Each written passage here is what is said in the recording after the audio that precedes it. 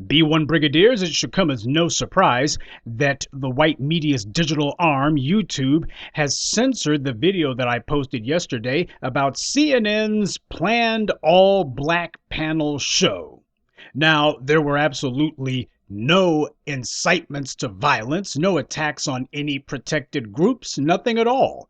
It was just a straightforward, long-form mocking, just a roasting of CNN, and how this is nothing but a pathetic, feeble attempt on their part to try to influence black voters into a political process that's meant to get us to re-engage with a system that has done nothing for us. And yet YouTube censored that video within hours. Now, here's something that needs to be understood.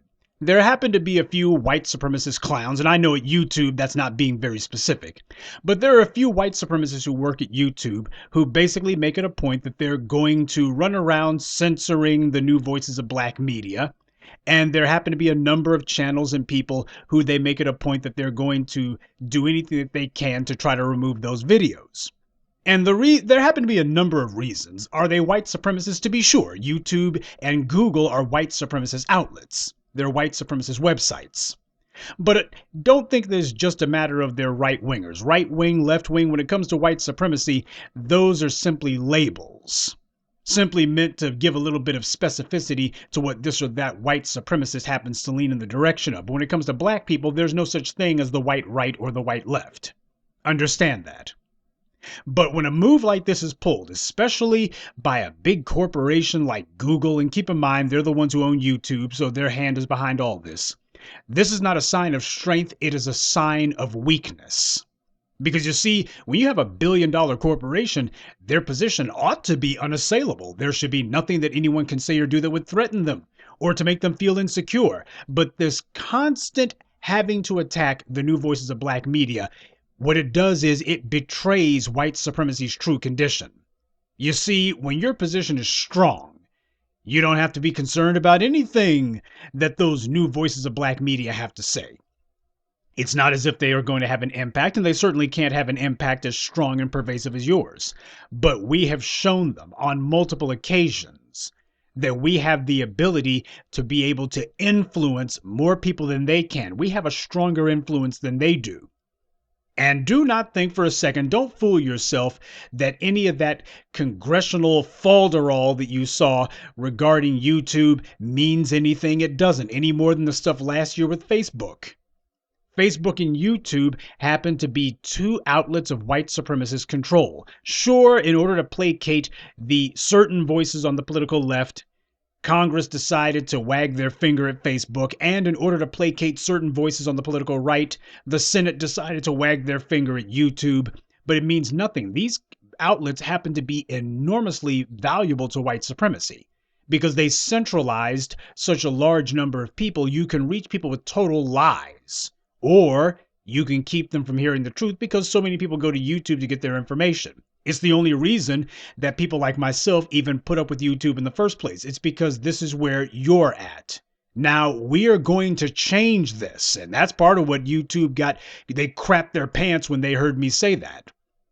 They do not want anyone changing this paradigm, especially where black people are concerned. White supremacy is not based on anti-Latino racism. It's not based on anti-Asian racism. It's not based on anti-Muslim bigotry. White supremacy, and this starts with YouTube, is based on one thing and one thing only: anti-black racism. It's not even based on pro-white privilege.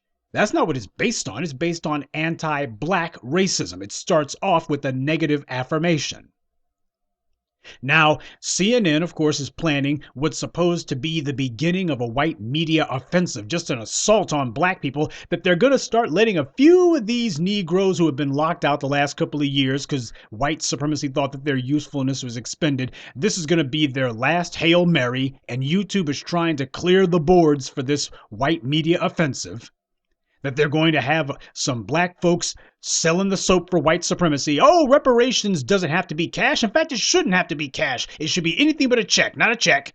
And the Democrats, yeah, anything that they say is good for black folks, well, because they said so. That's what they're hoping to lay the groundwork for. But they're not going to be able to do that as long as there is this persistent group of new black voices out here warning you and telling you about it.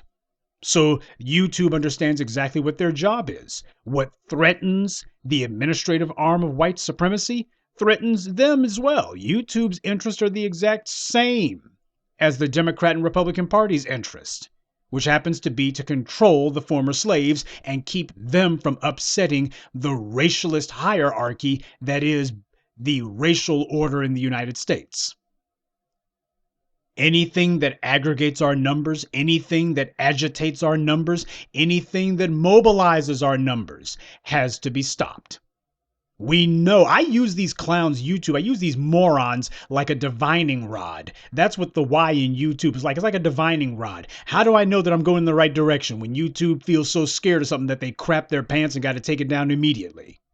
Well, we've also got the ability to use this as an opportunity to make sure that more people understand that there happens to be one modest voice in the black media that is so intimidating, so frightening to white supremacy that YouTube has entire gangs of white supremacist trash who make it a point in their employ that YouTube employs people simply for the sake of trying to stymie and roadblock this message. When YouTube says things like, this video got removed as hate speech, well, what's hate speech about it? They don't reply, they don't respond. And the reason why is twofold. One, I think there is merit to the idea that they're worried that if they actually try to substantiate their lie, they could well lay groundwork for legal action. Because at the end of the day, the terms of service do represent a contract, although be it in the eyes of the law, it's a one-way agreement. We got to be realistic about that. But the second reason happens to be they understand that if they actually go ahead and say, well, here's what we're going to lie and say is the reason that this video had to be removed, then what happens is now they've gone ahead and said it. They've said what the actual reason is. So it's a matter of, oh, so in that case, then we won't be doing that in the future then. Now, what do they lie and hide behind? It's a lie. It doesn't matter what it is. It's the old I'm white and I say so. That's what's going on here. Well, we've got to make sure that whenever they pull a stunt like this, we make it clear we see you and we're calling you out. Other people have been wondering, are their voices bold enough, strong enough, gutsy enough to tell the truth without fear? You have an opportunity to let them know that there is a voice, at least one of many. That you have individuals who are so scared of this message that they absolutely must try to find a way to snuff it out that lets you know this is the winning message. This is the truth, the black truth. Just look at what's happened the last 7 days alone on this channel. This channel only has currently 1/10. Yesterday it was about 1/12. So the subscriber base is finding their way here by leaps and bounds, and don't think that that slipped the notice of the white supremacist trash who run YouTube. And in only 7 days, the number of viewers who have seen the videos that have been posted is about 50% of what it was just a little over 10 days ago when I had my Professor Black HQ channel, the one that had almost 60,000 subscribers. So with only 1/10 of the subscriber base, the actual views are about 50% of what they had been just 10 days ago when there was literally 10 times as many people subscribed. What does that tell you? YouTube's looking at this and going, man, it's not a matter of membership. It's a matter of influence. I was banging the drum against Kamala Harris before 99% of you even knew who she was. That kind of foresight is dangerous to white supremacy. White supremacy wins when black people are pulling up the rear and the last ones to know and always coming in late. White supremacy wins whenever we're pulling up the rear. But whenever we have the advantage, when we strike first, when we call things before they happen, we take the initiative and we never let go. And you better believe white power is scared of that. YouTube has many objectives, but their primary objective is to be an element of social control. Control not for Republicans or Democrats, not for conservatives or liberals, not for left wing, right wing, no wing. Their goal is to be an effective system of social control for white supremacy. All they're doing is helping us to understand what white supremacy's plans are. Because when I post these video essays, yes, I've got a good idea of what white supremacy is up to. But ultimately, only white supremacy can verify for me definitively whether or not I actually called it right. And having taken down a video that did nothing other than ridicule and mock CNN for 45 minutes, when they did that within hours, what did that tell you? Because at no point I didn't use any of the typical insults that I would use against these black bootlicks. All I did was I simply pointed out that CNN's trying to put on a little sham. They're hoping to trick black people into paying attention to this or that political party because they need black people desperately to re-engage, because our disengagement is a threat to the system, because it's the first step toward revolution. And that being the case, CNN or perhaps YouTube themselves looked and said, this has got to be stopped. We can't have someone calling this out. They're on to us already and it hasn't even started. And if this drumbeat is steady enough, then what's going to happen is these clowns will never have a chance. So we can't have it where this guy kills our show before it even airs, because that's what they're scared of. They're scared that we're going to be killing this white supremacist attempt to manipulate us right out of the gate. We're going to cripple them right from the jump. We're going to cut them off at the knees before they even start. They saw that that's what we were building to with Kamala Harris, and that's what we've done to Joe Biden. And they've seen this happen repeatedly, so they know that this kind of message, if not stopped, is lethal to white supremacy. Well, we're not about to let them forget that they hear us and fear us. They should fear the truth. Liars should fear the truth. Now, at this point, I want to make sure that to remind you, you better make certain that you are following me on Twitter. Because when YouTube inevitably decides that they're going to give them, that they just have heard too much and they got to stop the message because it's hurting them too much, and this is only going to intensify. This kind of anti-black censorship online is only going to intensify as we get closer to the primaries. And the reason why is white supremacy, and the white media in particular, they have to be able to prove to the white powers that be that they have the ability to continue business as usual without black people. That's what they're trying to set up right now. What they're trying to set up right now is, if we can't fool black people back to the polls, we got to demonstrate to these black folks to try to demoralize them. Well, how do you do that? Well, these guys are saying that there's not, with no tangibles, there will be no black vote. Well, we got to prove that we can get it done without them. So what we need is, we need to stop black people from being galvanized. If these voices are galvanizing black people, we got to silence these voices. And that's what's going on here. This sustained racial offensive against your voice. That's what the new voices of black media represent. We are your voice, speaking loudly enough, strongly enough, eloquently enough, and passionately enough to actually be heard. But you are the force multiplier. So if the spirit moves you, what you should do is you should make certain that other people understand that there are real voices, mine in particular, not just mine, but a number of them, but feel free to point them here if the spirit moves you, that the truth is here, it lives, and it is fearless.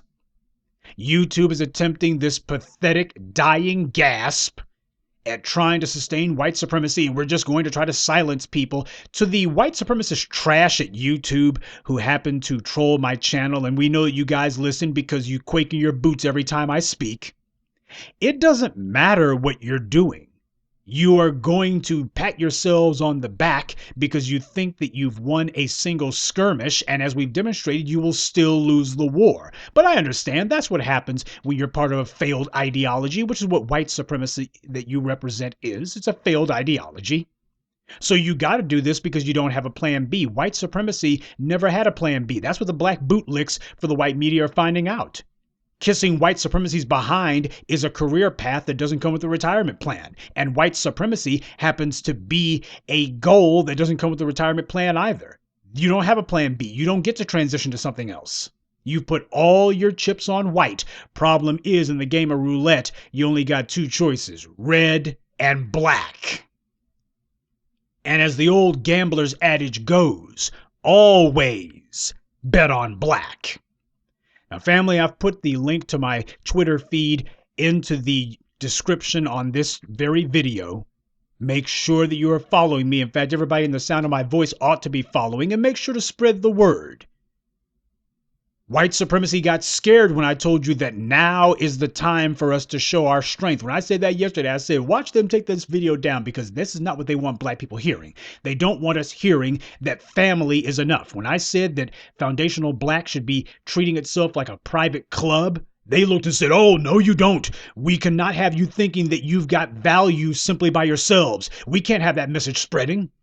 And when I said now is the time for us to show our strength, they crapped their pants and said, take that down. We cannot have black people hearing that. We need black people thinking that they can't do anything on their own. We don't want black people reveling in the fact that they've got power and that the fact that they can flex their muscles, because hell, they might try to flex them on us. Well, you know what? Let's go ahead and rattle the bastards' cages. Let them know, hey, you got the ability to pull these little pathetic mosquito bites, but it's not gonna do anything. YouTube is censoring the new voices of black media, and it's not gonna help them out because we were not dependent on YouTube in order to get this message out, so YouTube doesn't have the power to stop it. We were not dependent on Twitter to get the message out. You ain't got the power to stop it. There are already too many people who are listening, already too many people who are following. So you can go ahead and flounder like a fish all you want, YouTube. That's fine. You're not going to be forestalling the inevitable. White supremacy is going down and you will go down right along with it. You're not going to be blocking the new voices of black media because you didn't create us, hence you cannot destroy us. The only thing that you're doing is you're helping to verify for us that we have accurately identified white supremacy's plans and ploys against us. And we are taking the actions necessary to make sure that those ploys do not succeed, starting with your attempts to try to stifle us. You push, we push back.